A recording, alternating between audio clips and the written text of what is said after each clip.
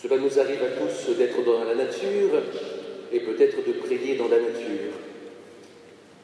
En tout cas, je vous invite, si vous ne l'avez jamais fait, à écouter ce que vous dit la nature. Elle nous parle de Dieu et écoutez ce qu'elle dit. Elle nous parle du mystère de Dieu. Alors je prends l'exemple de la mer, bien sûr, dont il est question dans ces lectures. D'être au bord de la mer, sur une plage, ou d'être sur une falaise en train de regarder la mer, ici sur la Méditerranée ou sur la Manche ou sur l'Atlantique. Et je pense ici par exemple dans les Calanques, lorsqu'on est sur les falaises des Calanques et l'on regarde la mer, ce qui me parle dans cette mer, c'est cette puissance incommensurable de la mer. Et lorsqu'il y a la houle ainsi dessus qui fait bouger la mer, on sent une puissance invraisemblable qui nous dépasse complètement. Et nous le savons, la mer est puissante et profondément puissante. Et nous la voyons parfois se jeter sur le rivage, comme si elle allait grignoter le rivage, elle allait avancer ainsi. Et finalement, l'expérience des Hébreux face à la mer, c'est que Dieu met une limite à la mer. Il met une limite, comme le dit le livre de Job ici, ou comme le dit le psaume 103. Le psaume 103 dit « Tu leur as donné la limite à ne pas franchir, qu'elles ne reviennent jamais couvrir la terre. » Ou ici, ce que dit le Seigneur à la mer. « Tu viendras jusqu'ici, tu n'iras pas plus loin, ici s'arrêtera l'orgueil de tes flots. » Et ainsi, les Hébreux ont bien senti qu'il y avait une limite à la mer qui était posée, qui est ce rivage. Voilà. Cette puissance de Dieu qui met une limite ainsi. La mer, c'est aussi l'endroit, surtout lorsque l'on n'est pas marin comme moi, un endroit dangereux, un endroit où on coule, un endroit où on peut mourir, bien sûr. Et bien des personnes sont mortes ainsi en mer. Un endroit qui nous dépasse tellement qu'il fait peur. Et les apôtres ont peur aussi dans la barque.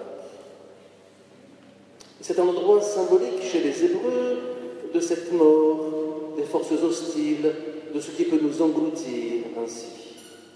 C'est aussi cela. Et je fais le lien entre la mer et la mort, parce que la Bible le fait, et parce que les lectures d'aujourd'hui le font aussi. La première lecture parle de mer, l'Évangile parle de mer, la deuxième lecture parle de mort. Le Christ est mort pour tous. Lui aussi a été englouti. Englouti dans la mort, englouti dans la mer. Il s'est laissé couler d'une certaine manière. Il s'est laissé engloutir par la souffrance sur la croix. Il a plongé dans la mort, le Christ.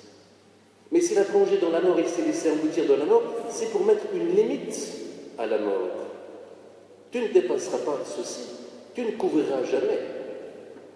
C'est que parce qu'il est vainqueur de cette mort, et qu'il met une limite, et que nous croyons au Christ ressuscité, qui met ainsi une limite à la mort.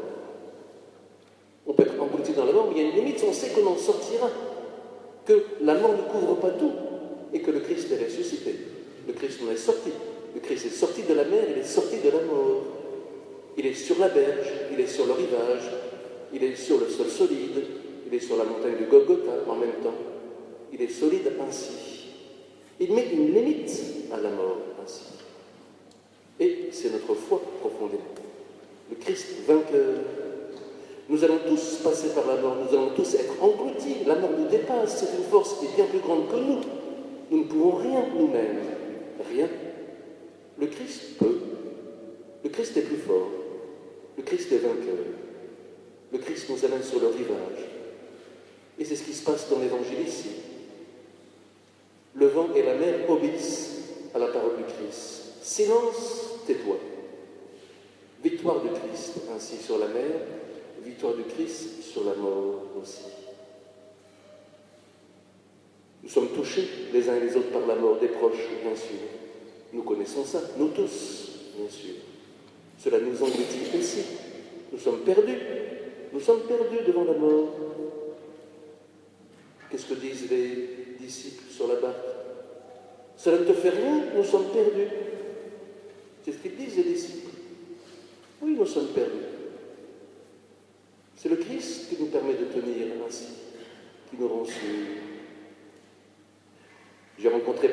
personnes cette semaine à l'occasion d'obsèques ou de célébrations qui vont avoir lieu. Hier après-midi sur Gignac, puisque je m'occupe aussi de Gignac actuellement, vous le savez, et si je ne suis pas là, c'est pas que je suis parti à gauche ou à droite, c'est que je suis parti sur Gignac et le Rhône, je le précise en passant. Et donc sur Gignac, une personne qui me parlait de la mort de son père, qui était mort il y a très très loin en Afrique, une Européenne ainsi, morte très très loin, son père mort très loin, et elle n'a pas pu assister aux obsèques de son père en Afrique bien sûr, et demandait une célébration ici. Célébration qui va donc avoir lieu. Elle me parlait de son père, et elle me disait combien son père, qui était un homme bien, s'était perdu à la fin de sa vie finalement. Il avait pris le chemin qui était confortable, le chemin facile, le chemin de perdition. Le chemin où on se perd nous-mêmes, où on perd la relation avec les autres, on perd la relation avec Dieu. Voilà, c'est cela le chemin de perdition. On prend le chemin facile et on perd tout, soi-même, les relations avec les autres et la relation avec Dieu. C'est cela, se perdre ainsi. Et le chemin étroit, c'est le chemin où on est ainsi en relation. Et je lui disais, mais le Christ s'est perdu lui aussi. Il s'est perdu pour nous. Il s'est laissé couler pour nous. Il s'est laissé mourir pour nous.